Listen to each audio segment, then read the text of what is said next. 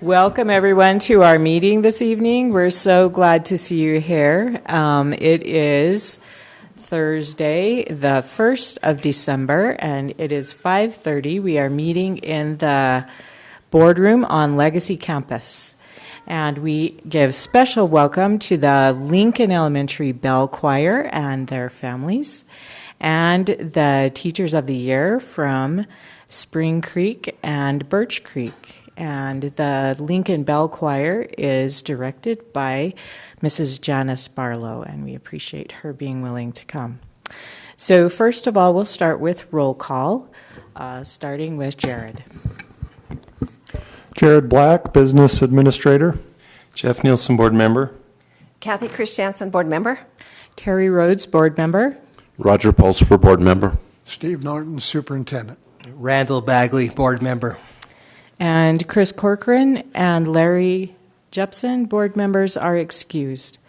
We will have the pledge and mission statement led by Jeff Nielsen. Please rise. I pledge allegiance to the flag of the United States of America and to the republic for which it stands, one nation under God, indivisible, with liberty and justice for all. And the mission statement of the district is to educate students for success in a changing world. Thank you, Jeff. And so, as part of our recognition section of our agenda, we first have the Lincoln Bell Choir here to perform for us from Lincoln Elementary. And the principal at Lincoln is Mrs. Audrey McCall.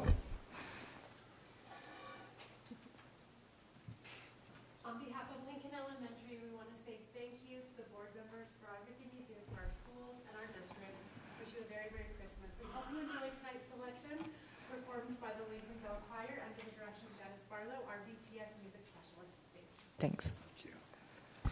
Our bell choir is going to be performing Ukrainian Bell Carol. You would probably recognize it as Carol of the Bells, but that's the title.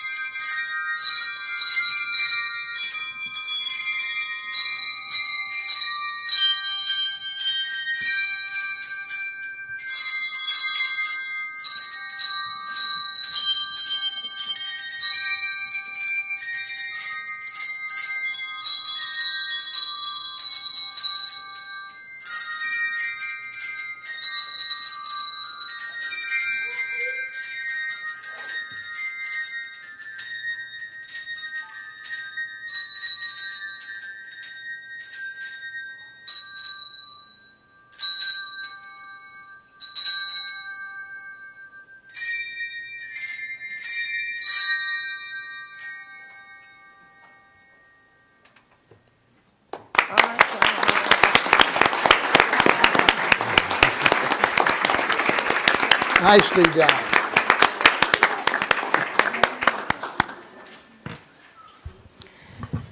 Before you leave, will you please turn around and come up here so our photographer can take a picture of you?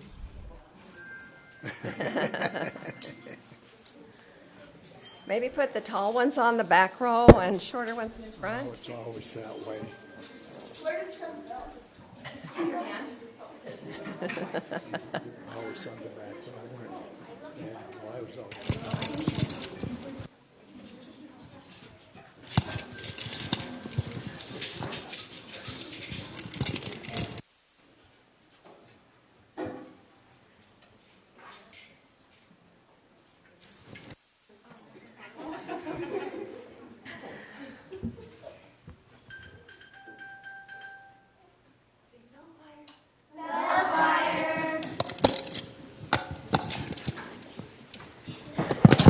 Thank you again. Can we have the families of these great students stand up? Please.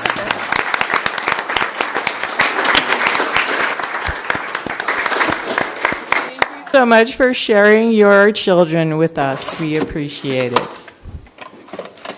Next up on our recognition agenda, we have Teachers of the Year recognitions. First, we have Birch Creek, which is Emma Santisteven, who teaches 5th grade, and Principal Trudy Wilson is here to recognize her.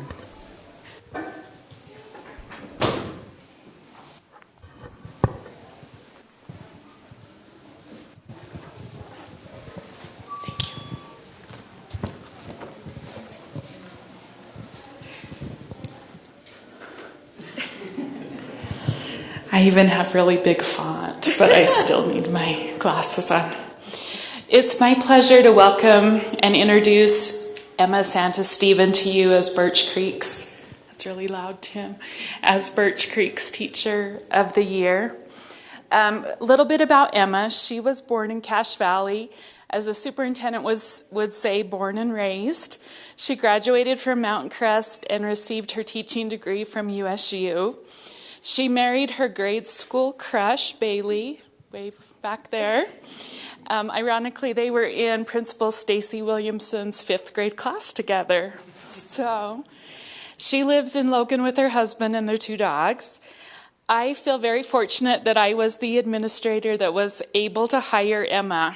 This is her 3rd year at Birch Creek, and I often forget that she is such a new teacher to the profession, because she's just fantastic. She has the skills and insights of a veteran teacher. She's a natural leader. She's analytical, reflective, methodical. Whenever you go in her classroom, there's just a really nice atmosphere in there. And her instruction is always really fun and engaging. Probably one of the most impressive things about Emma is her ability to connect with students. She makes every student feel like they are her absolute favorite student. They will tell you that. She knows how to build those relationships, and I know they're going to last for a lifetime. Her colleagues have said some wonderful things about her, which just reiterate all the things I've already said. She's an amazing teacher. She loves everyone and all of her students. She's kind, patient, and loving.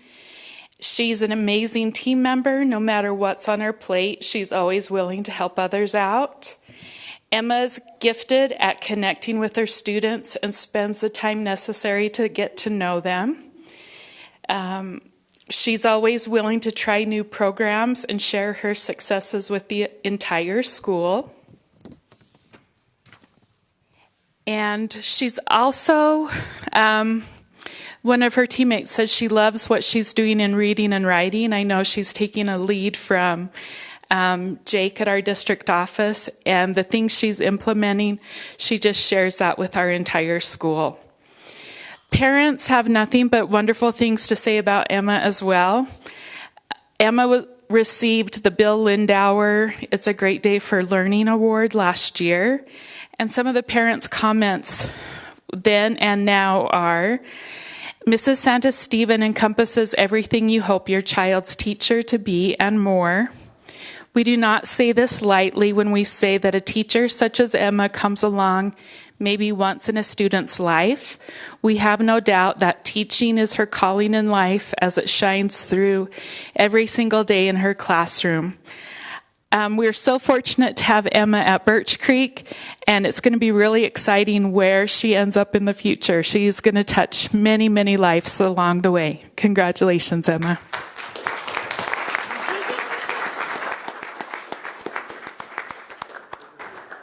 Do you want to say anything? Yes. I want to thank everyone at my school and at the district. I have only been teaching for 3 years, but I have felt so welcomed by everyone at the school and at the district. I know that sometimes my personality can be a little bit too much because I do like to try new things all the time. I do like to try to find the best way and like the best practices to use, so it can be a little bit too much for some people who just like to do their thing. But I have really appreciated Jake and Melissa, my coach.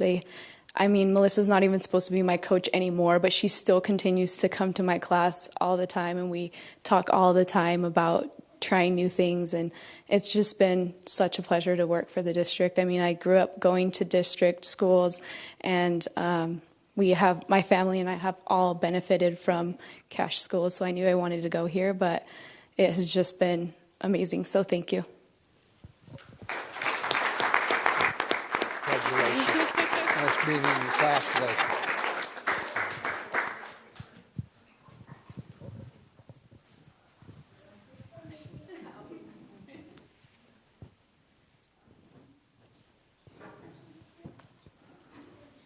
Can we have everyone who's here with Emma please stand?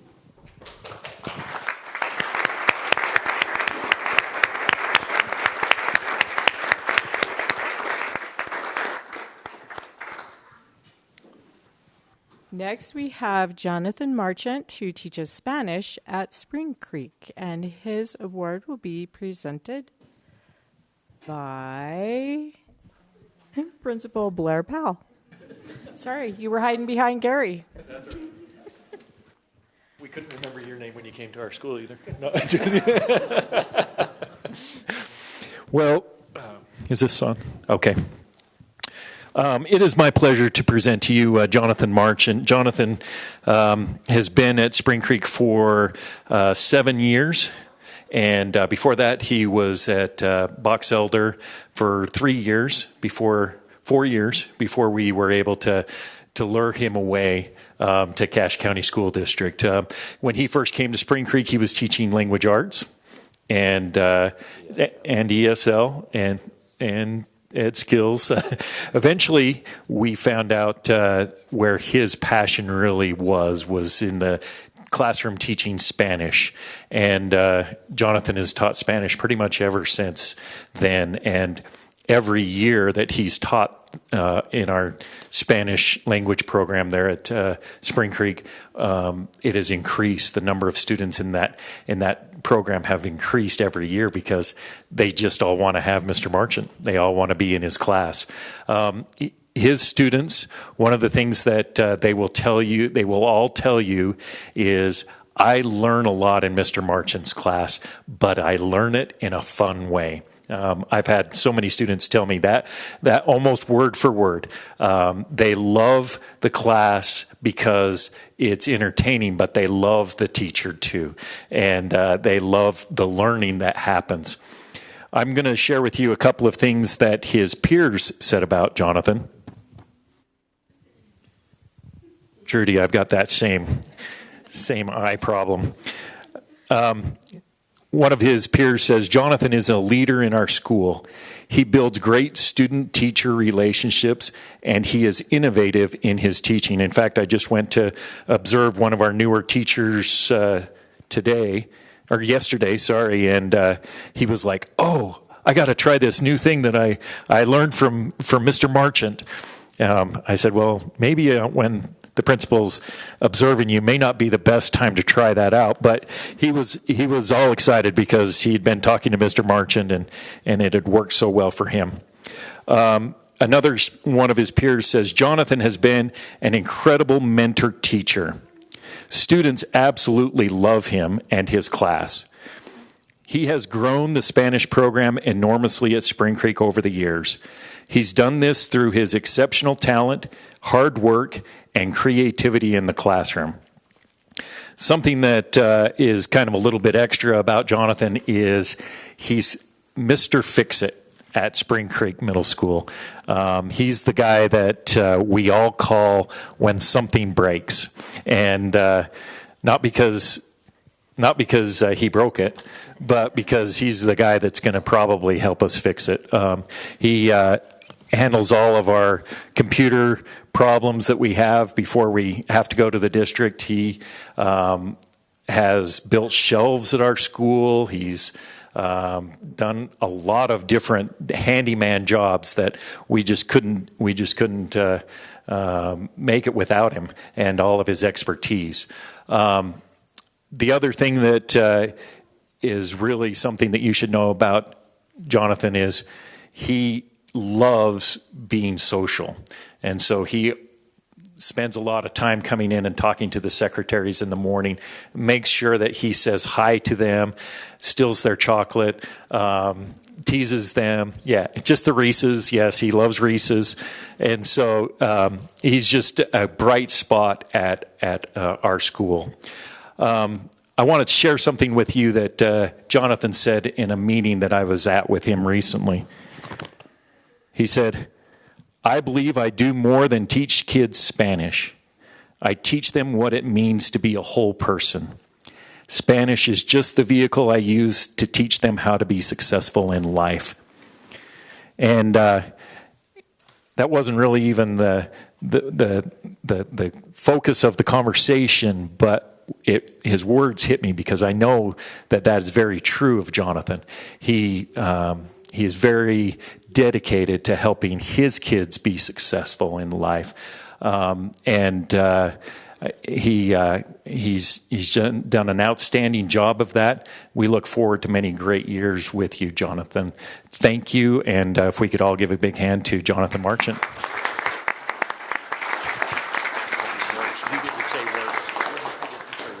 I think you said enough words. Thank you, and especially thank you guys that came. All my friends from, gosh dang it, that's the Sanchez in me. All my friends from Spring Creek, it's been amazing. Coming from another district, I've seen how other places are, and not throwing shade or anything, but this is an amazing place to be. I've just had such a good experience over here, and don't need to leave Spring Creek anytime. This is awesome. So thank you.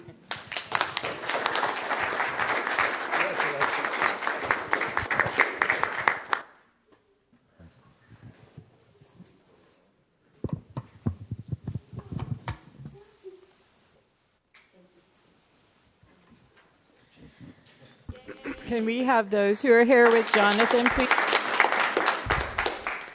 Can we have those who are here with Jonathan, please stand? Wow.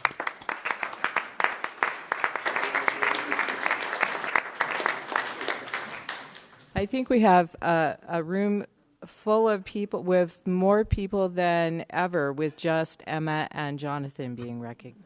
Thank you all for coming. And that's the end of our recognitions. So if you want to exit, this is the time to do it. We welcome you to stay for the business portion of our meeting, but if you want to exit, this is the time. Okay.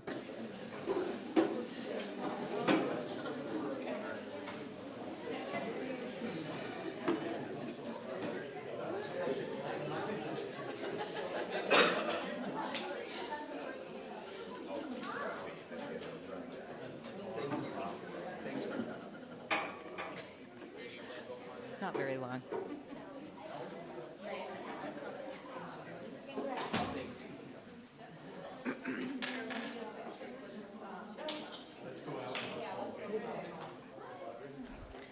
Okay, next up on our agenda is public input, and Jared informs me there is no public input this evening. Then we move to our action agenda. And the action item on our action agenda is to approve the Canyon Elementary School Land Trust Plan amendment that Principal Leslie Burt presented 2 weeks ago. Does anyone have any questions or concerns for her before? No. Nope. Okay, then I'll take a motion. I make a motion we accept the Canyon Elementary School Land Trust amendments. I second it. It's been moved and seconded that we approve the Canyon Elementary School Land Trust amendment to their plan, and we will vote electronically.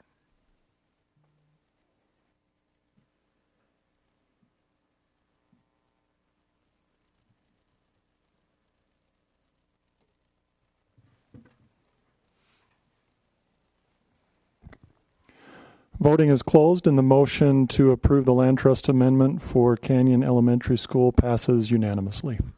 Thank you, Jared. Next up, we have our reports agenda. And first item on our reports agenda is the TSI report presented by Gary Thomas.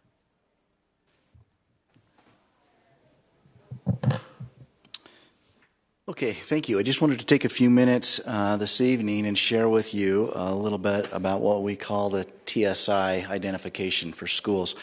You're probably familiar with the ESSA or ESSA.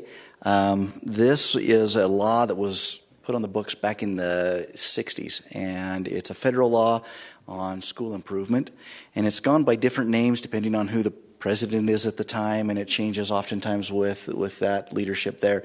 One you might be most familiar with, at least I am in my career, was the No Child Left Behind. That's the same thing. This is kind of the new updated version, if you will. So this law, each state under the federal law has an opportunity to come up with their identification and what they will do. So TSI actually stands for Targeted Student Improvement. For so long, I'll be honest, I thought that was targeted school improvement, but it's not. It's targeted student improvement. So what happens is we take a look at the scores that our students take at a state level, the WIDA, the RISE, the ASPIRE, these different assessments, and there's a whole formula, and I'm not going to get into the weeds on how the formula works or how they identify where the cut scores are and everything, but they do come up with a cut score, and then they break these, every school gets figured into that, but then after that, we break our schools down into 10 subcategories. And if any of these subcategories fall below this cut score that has been set, then they are identified as a targeted student improvement school. Those smaller subgroups have to have at least 10 students in that group in order to be counted. And we just, well, let me back up just a little. So this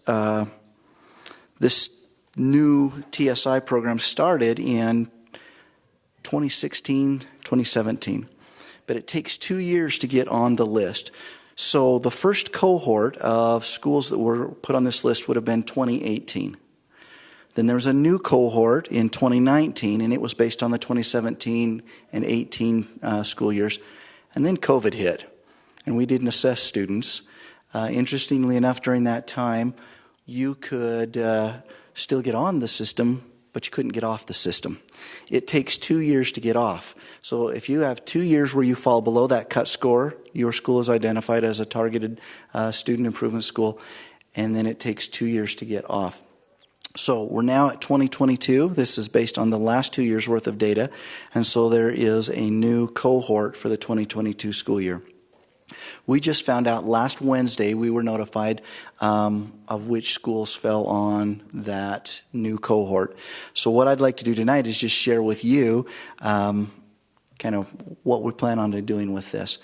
If you'll look across the state, there are currently about 50% of the schools in the state who are on this list. So we kind of fall about in the same place. We have 16 of our schools that are either currently identified as targeted student improvement schools, or the last 6 or 8 or 9 of them were just identified this year as their first year. So they're not technically on the list, but they are on their way if we don't do something different. All of our students in our school, in the Cache County School District, made this list because of one of two categories, either students with disabilities or ELL students. Guess what? This is no news to us. We know that those are two areas that we have not moved the needle like we have with the general population. So it's not new news to us. It's something that we were already aware of. But the question is, what are we going to do with that now? Before I move on to what we are going to do, I want to talk about 3 schools, though, that this year got a yes, meaning they moved off the list, and they scored above that cut score. That was Lincoln Elementary, Summit Elementary, and North Cache. Those schools moved off of that list, but it takes 2 years, so they're on that bubble again, if you will. So what we did is we pulled every principal this Monday into a meeting who was identified on this list, and we asked those principals to share with us and with their peers some of the things that they've been doing. If you think about the fact that it takes 2 years to get on the list and it takes 2 years to get off of the list, well, that's a 4-year process. Because we use a growth score in the measurement, third grade rise doesn't count because you can't get a growth score until fourth grade. So really, you've got 3 years in the elementary. So by the time you get off, you're looking at completely different students' data. In the middle school, they're only there 2 years. Definitely different kids. Your high school, those freshmen might be seniors when you finally get off the list. So in all honesty, as we looked at this and we broke it down, we are focusing on students, but we're not focusing on those students by name. What we've identified and what we've realized is we need to focus on our teaching, and we need to do some things differently. If we want those students to progress and to score and to achieve, we've got to do something different as teachers. And so our focus will be at that level. And what we had these principals do is come in and share some of the things that they did differently in their school. And the list is literally 20 items long. But a couple of things that stood out to me was the fact that it's school-wide. You don't just focus on the special ed teachers or the ELL teachers. It truly is school-wide. And that the other thing is that you have some things across the board. For example, two of the schools that spoke to us used something called the 7 Steps to a Language-Rich Environment. And they studied that as a staff. And then one of the implementations from that was students just can't say, well, I don't know when they're called on. They have options on how to find the information. And they always answer in complete sentences. They can't just give a yes or a no. And both of the schools that spoke to us just this week said that had a huge impact because we did it in every class all day long. And what they saw was some great scores with that. What we will do is we will meet with each of these principals. They will each do a data dive, not only into the data, but also into the culture of their school and just how they do things. They will write a TSI plan, and then we will monitor and help them. Our role as the district is to just give them all of the resources that we have to help them move the needle with those two groups of students. Across the state, by far, most schools qualify for this designation with the students with disabilities. That was not the case for us. We have fewer of our students with disabilities on the list than we do our ELs. But those are the two areas that we've always known for a long time we need to improve on. And so that's something we'll focus on. This list officially doesn't go out till December 30th, but they gave us a heads up just so that we weren't surprised when the list came out.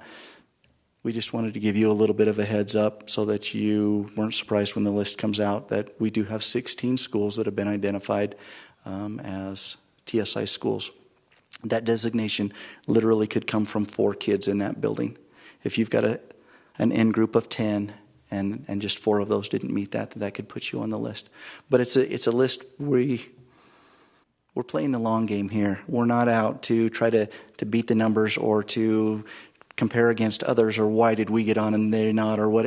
We're here to help students. And so I just want you to know that that's our goal. And if you want more in depth on the whole formula and how we get there, we can surely share that. Or if you just want a little more what our plans are once those are written, we could share those with you too at a later date. So any questions for me? I have a question.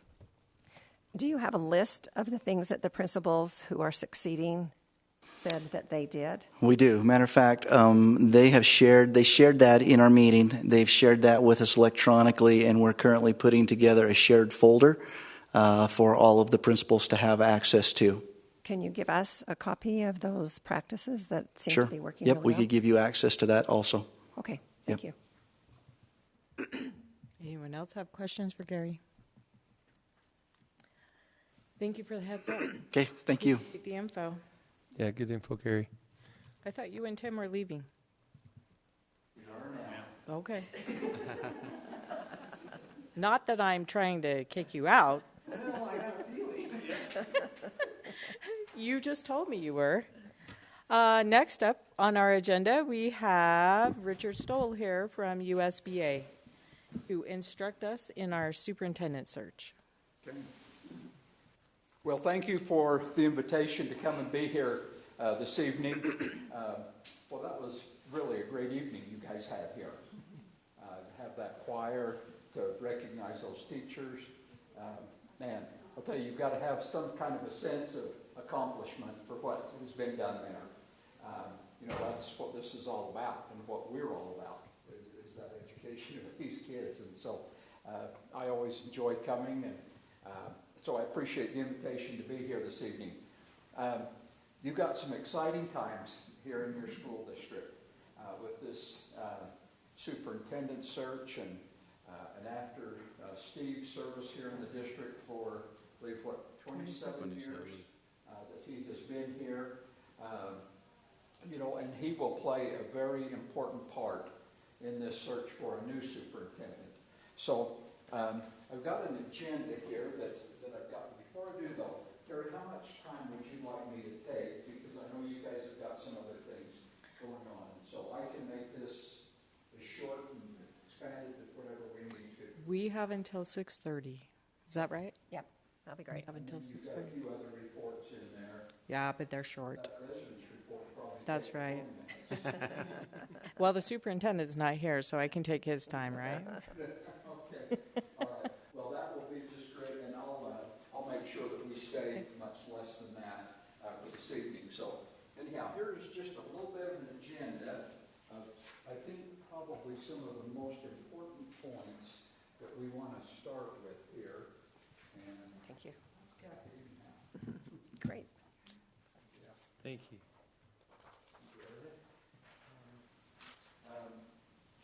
So number one there, this will probably be the most important decision that this board will make. And I've had people say, no, it's not probably. This will be the most important decision that this board will make.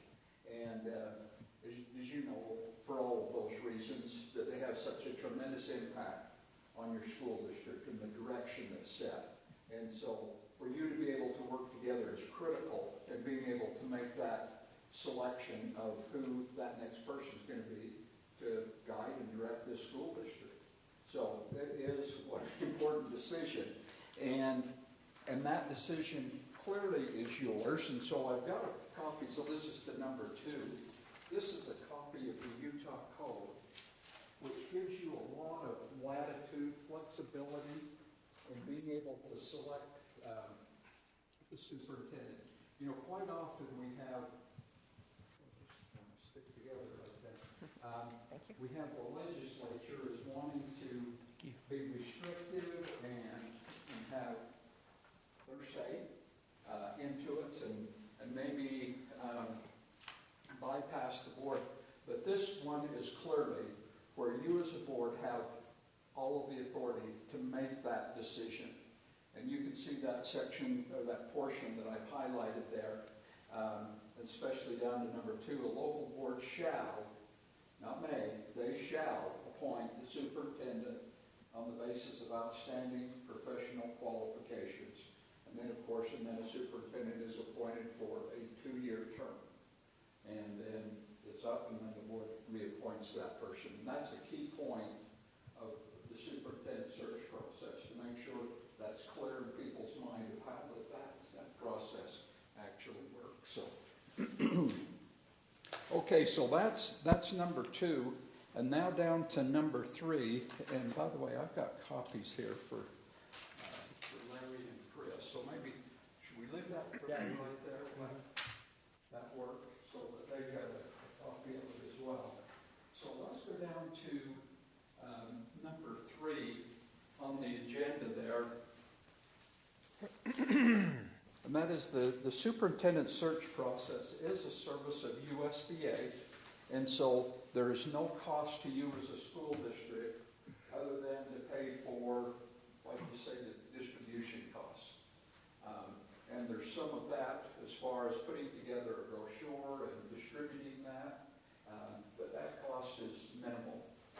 We'd be looking in your district, it'd be, maybe $1,500 to $1,700 at the very maximum is what we would be looking at. So, and that would vary depending on what we do. So it's just some of those hard costs is all that there is involved with it.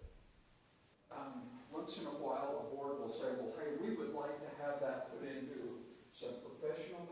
magazine, or they would like to put it on some, expensive website and have it posted there to notice. And then, of course, then you would pay for those costs as well there if that was something that you guys wanted to do.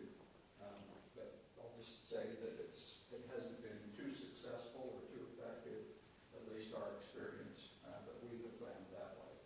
So, now let me just mention one other thing, and when we're talking about that with the service of USBA, and that is that I always like for the board to look at what I would do and what we do at USBA is that we're here just to help and assist you. Okay, that's what our role is. And so I'm going to give you a whole bunch of ideas, and when you have some questions here this evening, you may have some in a few minutes. I'll try and give you the best information, that I can. I can give you some best practices of what we have found, of what works, and there's always some things that haven't worked quite as well. But I'll share all of those with you, but the decision is up to you, of what we do and how we do it. So I'm not going to be here to tell you, to do anything. I'm just going to be here to help and assist you along the way as we go. So that's kind of what our role is and what we will do overall in the whole process. Now, one thing that I would mention, and that is it's kind of interesting to me, just recently, as we've been through the search process for some of the school districts, and, Weber is one that comes to my mind here, and the others that we have done recently. It's amazing the quality of candidates that we have found. We have right now just this outstanding corps of superintendents. Just amazing of what we have. They are extremely talented. They are great educators. They're great leaders. And they're collaborators.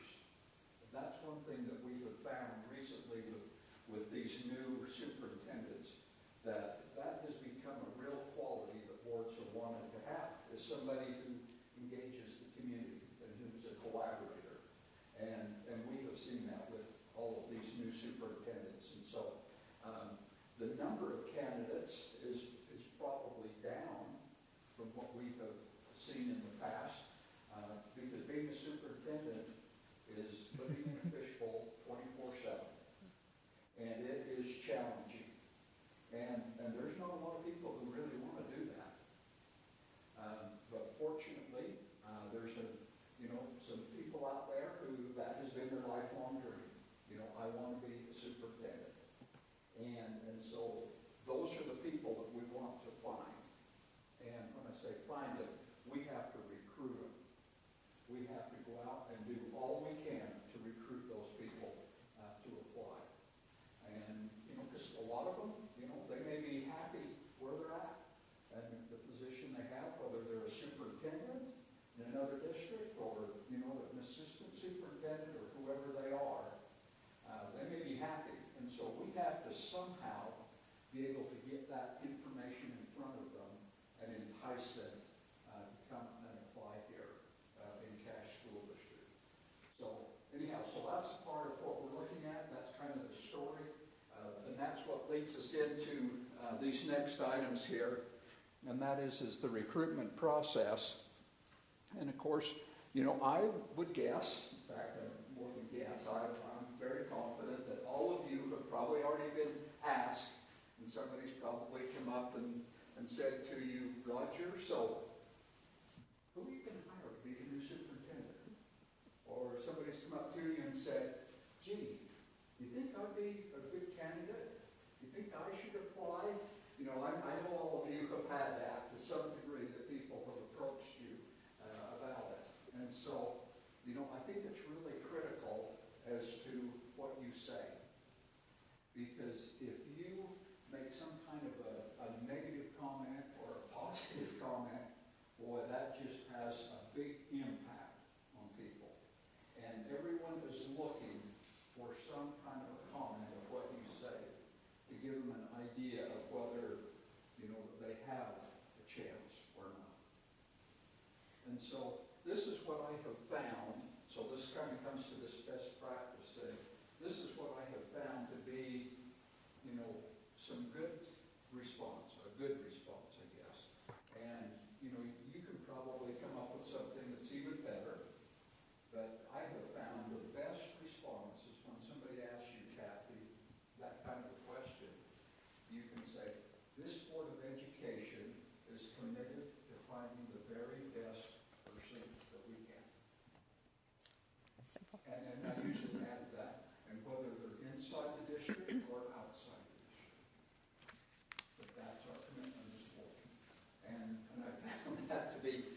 a safe response. And we can go into a lot more detail about that and some issues and problems, and you can probably already see what that could be. Because, you know, if Roger makes a commitment to somebody and said, oh yeah, I think you would be great as a new superintendent here, then that person is going to latch onto that and they're going to go, well, I've got Roger's vote already. And that's how far they will take that. They go, yeah, I've got Roger's vote. Well, guess what happens if they don't get to become the new superintendent? They are mad at Roger, you know, and he's going to make, you know, an enemy out who used to be his friend, and now they hate him because of what he did. And so the stakes are pretty high here. And so what you say and what, you know, your comments are, and the same applies to Jared and to Steve and what their comments are, because both of them are going to be asked that same kind of question. Well, you know, how's the board, Jared? What kind of board members are they, you know? Is Jeff easy to work with, or is he kind of hard? You know, tell me about Jeff, you know? And so they're wanting to find out all the information that they can. And so everybody has to just be, you know, on your guard. You have to be careful what you say. And when you do, and I will say this, I have not had an issue with it. When we've had this kind of conversation, and tell you all the searches that we have done, we've not had any kind of an issue that way. And so, you know, I would just, you know, say, hey, here's a good idea, and it seems to make sense, and can keep you out of trouble, and keep you on the good side of everyone by making that kind of statement. Very general, but it seems like that it works pretty good. Okay, so now, what is the USBA role? Again, our role is going to be just really to help, advise, assist, and we'll just do everything that we can to help you through the process. And so, you know, some boards have asked for more help and assistance and guidance than what others have. And so it just varies from district to district. And I would say that, you know, this is not a cookie cutter thing. You know, what we did in Weaver isn't going to work here. What we did in Jordan doesn't work here. You know, it has to be customized for your district and to accomplish what you guys want to have accomplished. So anyhow, so that's, just keep that in mind. So that will be our role, is to help you with that and kind of walk you through all of those. Okay, let's talk for just a few minutes about a timeline. You know, what does this search look like? You know, in my mind, the ideal, and you guys are sitting right now tonight on the ideal situation of being able to get started now and thinking about, you know, what we're going to do through this search.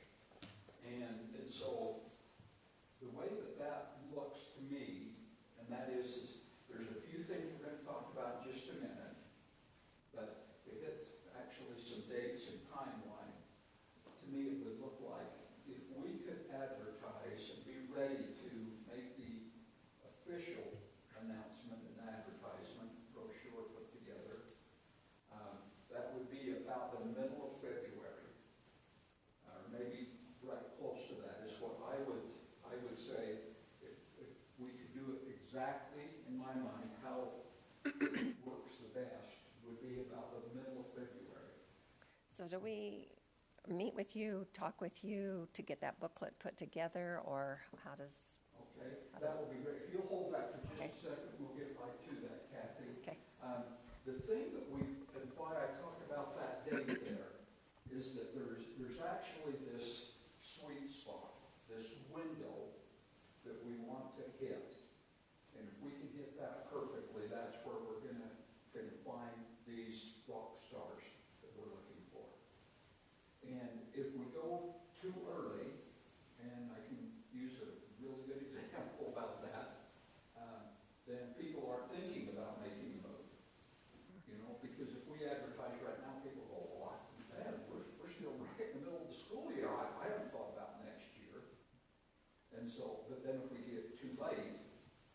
people that are going to go, well, I've already committed, to stay in cash for another year or wherever. And so there's a timeline right in there, a window, and it would start by saying, let's advertise about the middle of February. So let's just say like the 15th of February or something close to that. And then we would have that open until about, and this sounds really close here, approximating this, but almost like the 5th or 6th or 7th of April. So just those first few days of April. We want to hit a few days in April. And so that would kind of be the timeline. So now we've got this thing open for about 6 weeks, or maybe just a little bit longer would be the advertisement period. And that's what I like to see. It just seems like it takes a long time for this information to get to the end of the road. As much has been said already, there will be people who go, gosh, I didn't know that was even open. I will have people say that. When did you know that that position was open? So that's kind of a window there that I like to hit if you can, and I found that to be ideal. And then there would be some things during the month of April, and we'll talk about those as well in just a second, about what maybe you may want to consider doing, and then review, obviously, the applications, and then schedule the interviews, and then to make the announcement about the end of April. So there's a lot that happens in that month of April there. So anyhow, that's kind of the ideal. We can adjust that one way or the other. And let me just show you now. This is some sample brochures. I'll just start over here. Jeff, there's the one that I did for Granite. Okay. There's Weaver, so you can see that one. There's Alpines. There's Jordan's. And then there is Washington School District that we just barely closed. Do you have an extra one you could give to Jenda? She's our professional design person. And then we can just share these and pass them around. But that's kind of a sample of what we have recently have been involved with and what we've, and they have ended up really successful in my mind. And you're going to see in each one of these, and particularly Jeff and Kathy and yours, you can see their timeline was moved up a bit. And there was a reason that they wanted to move that up earlier. And if you guys have a reason you want to move it up earlier, that's great. I just shared with you, in my mind, what is the ideal of being able to hit that perfect window, if you can. But Weaver School District, they said, hey, we want to hire a new superintendent because we want them involved in the recruiting of teachers, and and they had some other retirements in their district office, and they said, well, we'll have some movement of principals maybe to the district office, and so they wanted to move that out. If you move it up too much, then people get a little suspicious of why. It's like, well, why are you doing that? And again, it's like, well, I haven't even thought about applying because, I'm still in the middle of the school year. So it's that line of argument. So, we can adjust that if you'd like, and whatever you want to go, again, that's your decision, and you may have some reasons why you would want to. And like I say, and they're all a little different, and the brochure's different. It's not a cookie cutter. Because we have some districts, the one that Terry has there, the board there has, basically said, we don't know how somebody from the outside can come into Alpine School District and be the superintendent. So that sent a message, what? Nobody applied from the outside.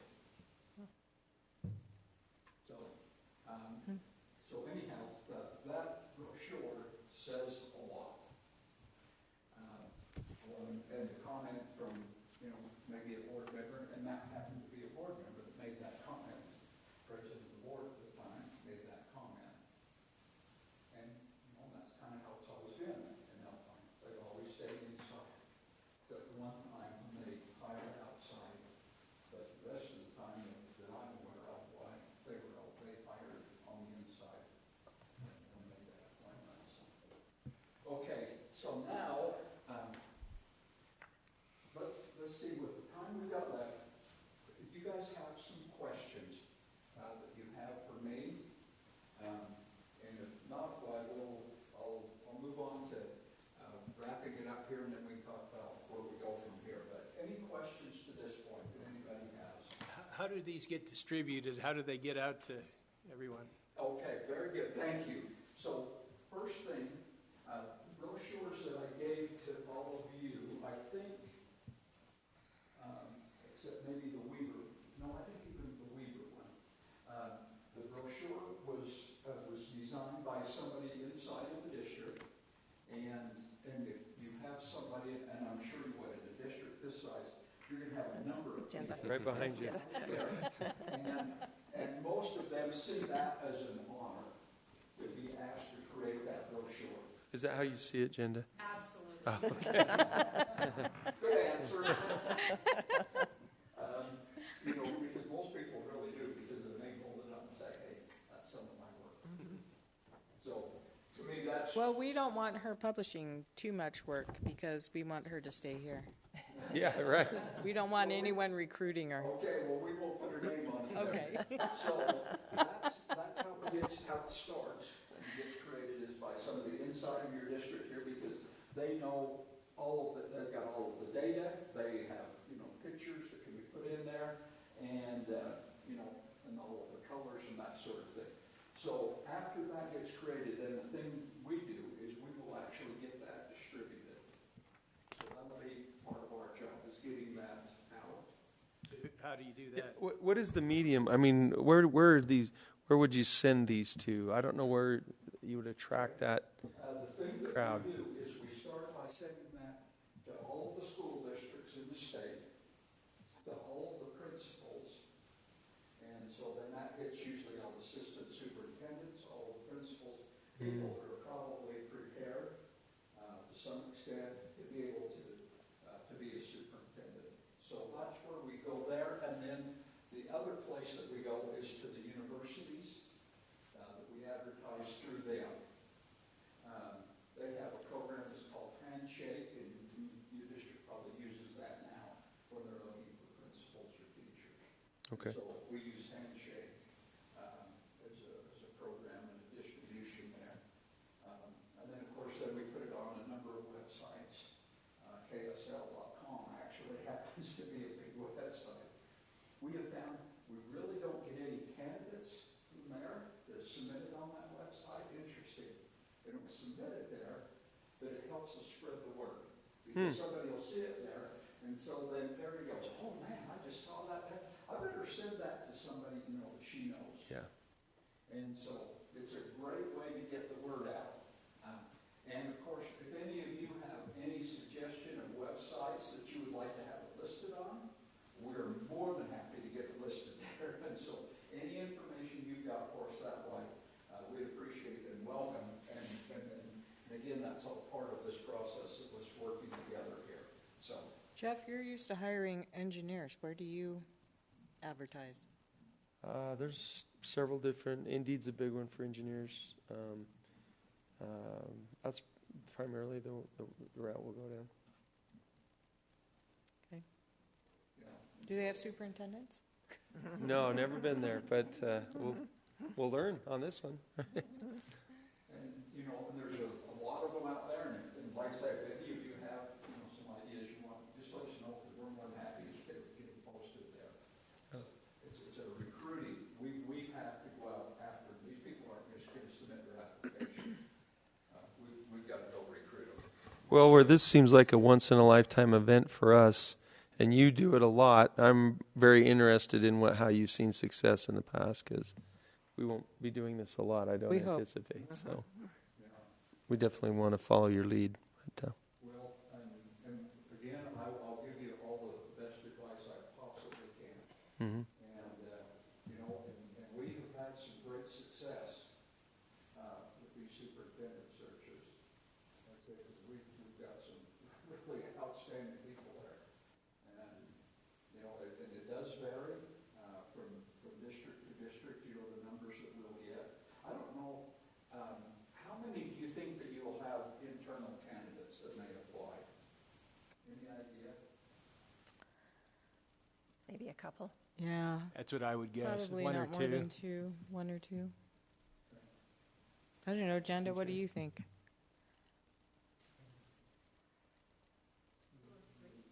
Jared? You're not one of them, right? Okay, good.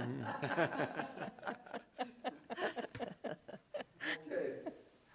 Well, we're getting close to the end here, so now let me tell you a couple of things that for you guys to be thinking about. So one is this brochure. So that would be something, you know, that there can be some work to begin on that immediately.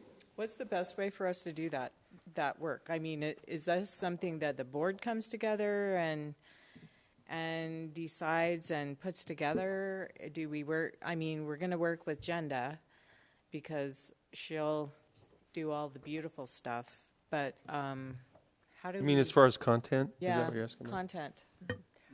I like some of what's in here, the information.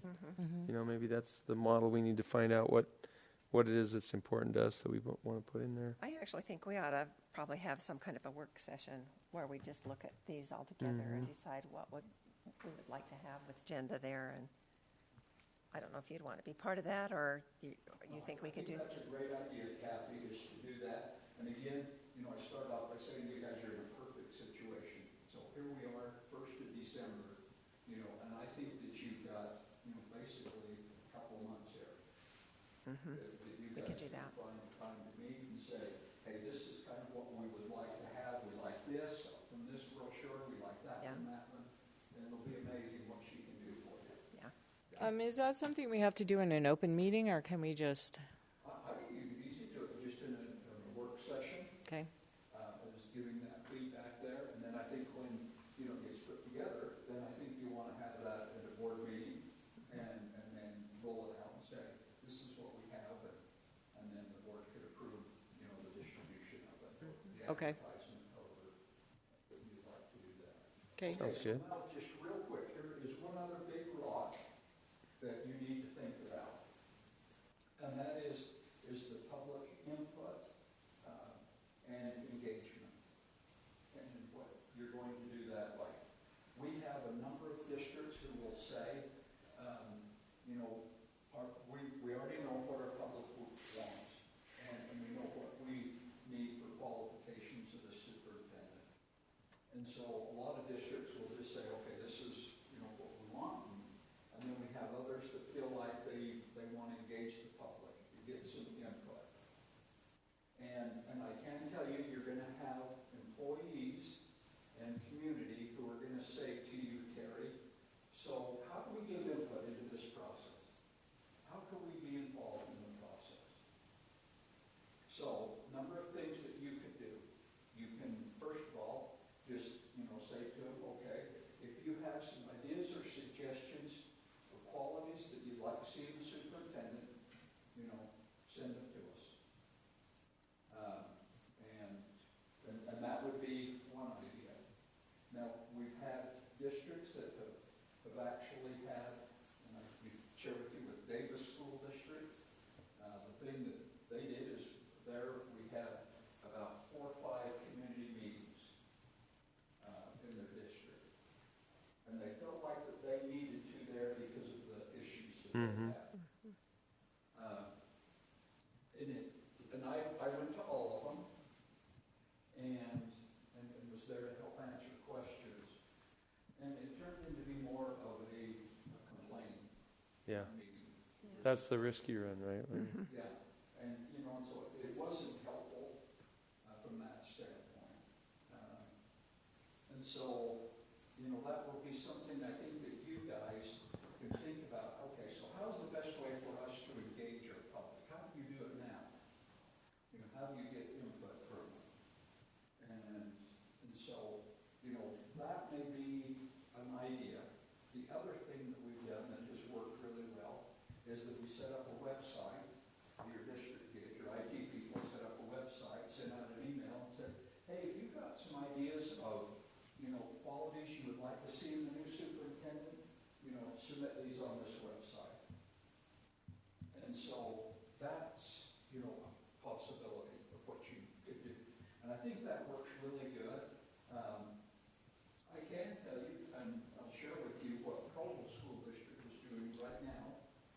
I just talked with them today. And the thing that they're doing is that they have hired a company called Y2 Analytics. And the thing they're doing is they're gathering input from their community. So conducting the survey and collecting that information. And then they have asked me to come, I don't know why they asked me to do that, but they want me to come and conduct some town hall meetings.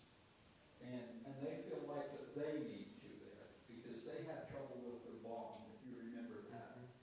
And, and then they went ahead and issued some revenue bonds and they kind of got blasted a bit from the community. So they feel like, they want me to go out there and try and heal their community a little bit. A lot. And so I think for you guys to talk about, okay, so how can we get some input from our community? And the input that you want is the qualities that we'd be looking for in the superintendent. And that's what's listed in those brochures. Now, I can tell you, I'm going to give you some experience, and sorry I'm running over here now, but, I have had districts that have said to me, over a course of time, the Board of Education knows what we need better than anybody, which is true. And so they've just said, these are the qualities we're looking for, and we're putting in the brochure, and we're going to run with it. Washington School District just did that. Said, we don't need any info. We know what people want. We know what we need in our school district. And so, boom, we got put in the brochure, and we got it out. Would you be opening a can of worms if we decided on the qualifications and then put that on the website and said, are there other qualities that you would be interested in? You think that's... It's not a bad idea. There's some big pieces to that, Kathy, to think about, because you could list some things and say, mark your top 5. Oh. Or something along that line. So all kinds of ideas that are out there and that boards have done.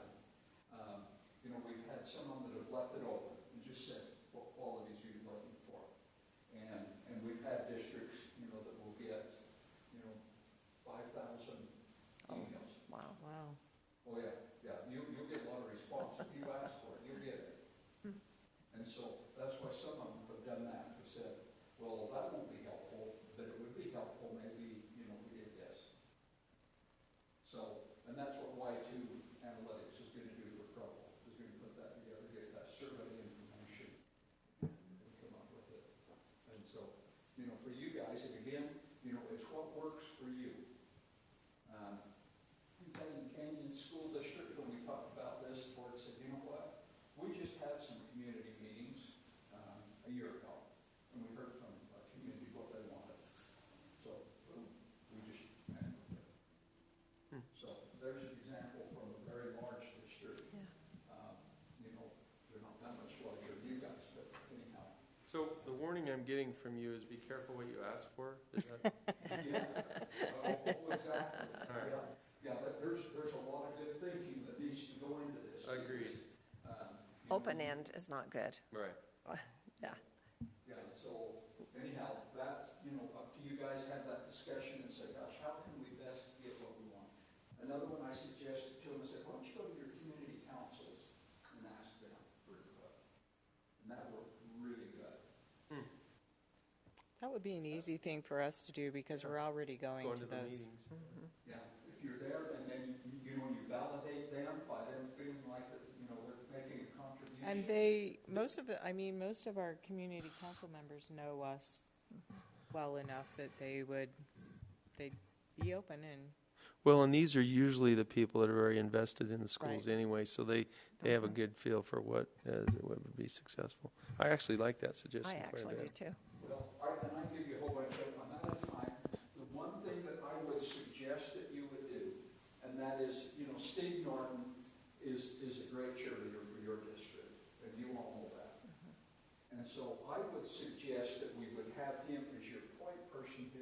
just like what we had with Jeff Stevens down in Weaver School District. Jeff was that point person, and by being that point person, they were the ones who, were at your meetings, and you could, just feed information to them. You're talking all the time. He may know what maybe, the board, the direction you'd like to go, or information the board wants to get.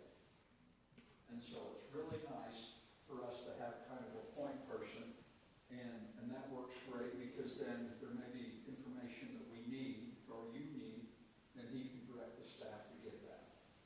So that would just be my suggestion of what we do. In some districts, the business administrator, Derek Anderson, is the point person in Provo. And there's some reasons for that. So, but it's up to you. But that would just be my suggestion in this district, is you have him involved to do that part. Be the point person, get the brochure together. They have no part in the interviews or making the decision or anything that way. It's just to help us get that brochure put together and maybe collect the community input that we'd be looking for. I've gone over time. Thank you very much. Oh, thank you. So can we get these? Those are for you. Okay, thank you. Yeah. Then you guys can just look through those. And if you have any questions at any time, just, you're welcome to call me, email me. You can have Terry email me, text me, anything about questions as we go along through the process, or anything that's been said tonight. Just feel free to reach out with any of those. It's kind of nice if you go through the board president, because if Kathy's got a question, Chris is going to have the same question. Yeah. And everybody else. Yeah. And so it's kind of nice for her to be that point person for that.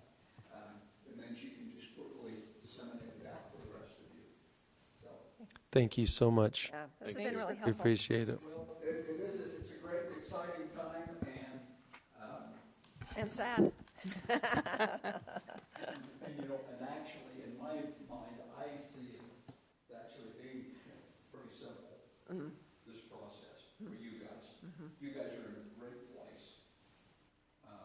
And a large district, you're growing. I thought through all of those reasons, there's going to be a number of people who are going to see that as being, well, that'd be a great place to go.